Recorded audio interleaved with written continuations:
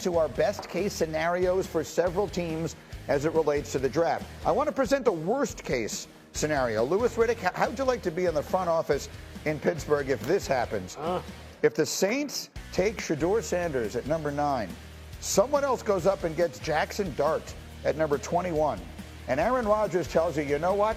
Upon further consideration, I've been in a dark room. I went on another one of my plant medicine trips, and I have made the decision. His words, not mine. I watched Enigma. I've decided I'm retiring. And that's it, huh? And now you're the Steelers. Now what? I mean, what? Well, you know what? On the surface, it looks like that's pretty damn bad. Pretty bad, right? Yes. But there's a name on that graphic that's not there. What's the name? You know the name. You're going to tell me Tyler Shough, aren't you? Absolutely right. You know what? And look, I think at this point in time, like in all seriousness, I think for Pittsburgh right now, if you're Omar Khan, if you're Mr. Rooney, if you're Mike Tomlin, you have to be operating right now with the idea being we may need to address quarterback early on, regardless of what Aaron tells us, whether he comes or he doesn't. Because this is not just about next year for them. I mean, look, this is a football team that you can't constantly be pushing things down the road saying, hey, you know what? We got to build the offensive line. We're going to get some more wide receivers. You got to get quarterback right. That's what you've got to do. They're not much different than what the Giants are in terms of, like, ownership has to be looking at them going, hey, look, man, we got to make sure that we have this position sewed up. Because since Ben left, we kind of been like spinning in the wind with this position right here. We got to make sure that we are looking at this thing holistically, meaning both now in the short term with Aaron and in the long run. If we think there's a quarterback there that can be a decades-long guy, look, we already said sitting up here, we've already said that there's been GMs and coaches who have said Tyler Shough's the best quarterback in the draft. Yeah. Who knows what Arthur Smith thinks about him yet? We don't know what Mike Tomlin thinks about him. He was one of their early guys who they brought in for a top 30 visit. We do know that. Yep. So that's what I'm saying. That looks like a pretty bad scenario. But I don't think all hope is lost if that happens. He plays in the conference that you cover for us, the ACC. How good is Tyler Shough? He's extremely good. I love his arm strength. I love his ability to throw with different arm angles. I felt like he came into that Louisville offense and really kind of grabbed the bull by the horn, so to speak, because I got a lot of respect for the Brown brothers. They do a great job of developing quarterbacks at the college level, but also as the season went on, this guy could stretch the football down the field. That's what Pittsburgh needs. When you got DK Metcalf and Pickens on the other side, you need somebody that can literally stretch the football down the field. So he will bring that to that offense. Personally, though, you go with a veteran here if you're Pittsburgh. Pittsburgh already has a playoff-ready roster. So I don't believe you necessarily go and get a guy in the first round, Louis, and try to say, okay, we expect you to take us to the playoffs. Call Kirk Cousins if Aaron Rodgers isn't available and get him to come there and be your quarterback, and then maybe take one in the third round if you can. Atlanta's got, you got to talk them into it.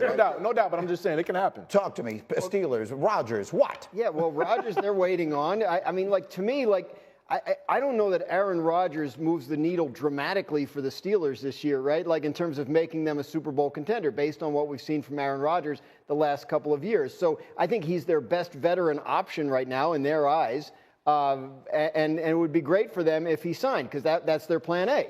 But in terms of the 21st pick, you know, if you're taking a guy that maybe is a second-round pick at 21 in the first round, you're doing it because you know you need to get this fixed for the long term. And in Pittsburgh's case, you don't have a second-round pick. Correct. You already traded that for DK Metcalf. So they may be the team that has to stretch because of how important it is for them to solve this. I think they need Rodgers desperately to play for them. Absolutely. They put themselves in a corner here. That is a veteran roster invested at positions like defensive end with TJ Watt and with guys like Minkah Fitzpatrick and Cam Hayward who are veteran guys, and that wide receiver room, it's not toxic yet. But you can't put a rookie in there, Tyler Shough, and say, go deal with George Pickens and DK Metcalf and get them up. It's not happening. It's true. It's not happening. It's true. That's so right. you put yourself in this corner when you didn't re-sign Russell or you didn't sign Justin Fields and you said, we're going to wait on Rodgers.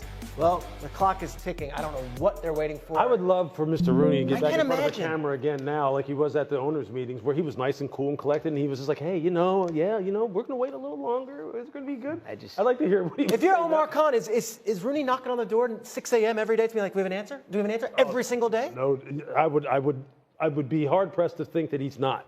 I mean, because this is really, this is just going on and on. And you're right, it's put him in a position where, are they going to really, if Aaron just decided, look, I'm done, I mean, come on now. You're not going to go into the season with just Mason Rudolph. I don't care who's in your wide receiver room. Let me pause on this for a minute. We have much more coming on it. The Giants are having a private workout with Shough, and the New York Giants are making all the news.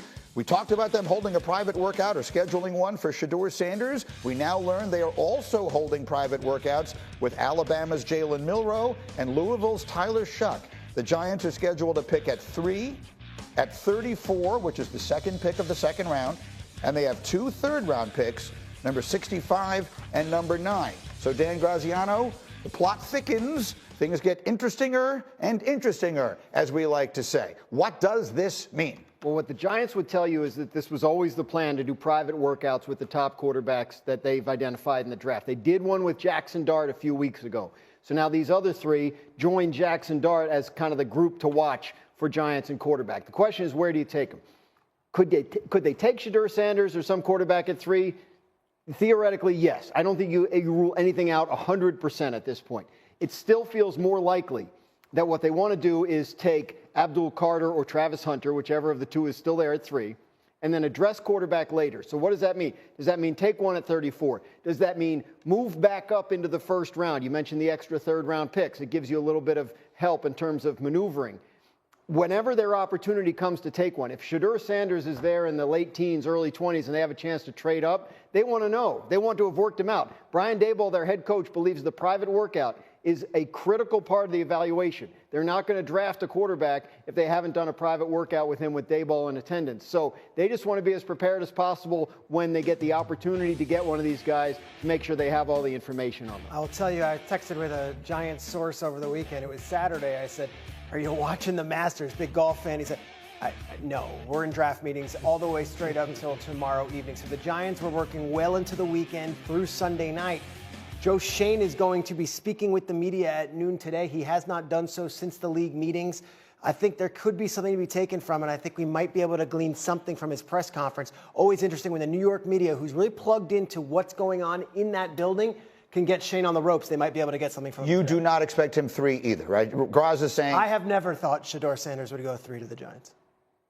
Okay, fair enough. So, you shut me down in only the best possible way. Okay, so Shedeur is a fascinating one. Yep. I want to deal in the Jalen Milroe of it all for a minute here, Louis Riddick, because I am not an analyst, I'm not an evaluator, not any of that. What I am is an amalgamator of all the information. Starting in January, I look at every mock draft. I read every scouting report. I watch everything that happens. I didn't see Jalen Milroe's name anywhere near round 1 any place, and then all of a sudden he's accepting an invitation to attend the draft in Green Bay. For those who don't know, players very seldom do that unless they believe they're going to go in round 1, or if not, then the very beginning of round 2. Yep. Lewis, is this a quarterback that we believe is going to go that high and should? Well, do we believe he's going to and should he are 2 different questions, right? Okay. You're going to have 2 different answers with, but because of the subjectivity or the subjective nature of quarterback evaluation. But I think, look, I'll say this in Jalen Milroe's defense, or in support of Jalen Milroe. If you put a rip together of 10 of his best throws from this past year, you would say, look, that's on par with Cam Ward, that's on par with Tyler Shough, that's on par with Jackson Dart, any of them.